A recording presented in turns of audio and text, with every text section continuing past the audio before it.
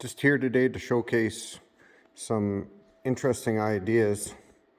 My wife bought this from Costco and she used it while she was teaching, and it's a baker's rack. And after she was done with it, I started using it for my restorations. What a great idea to keep everything together. These are all Fudge steering parts, electrical on top, lights at the bottom, and then a starter there. But anyway, engine bracketry, throttle. So it all can be categorized and it all can be set there waiting to go on.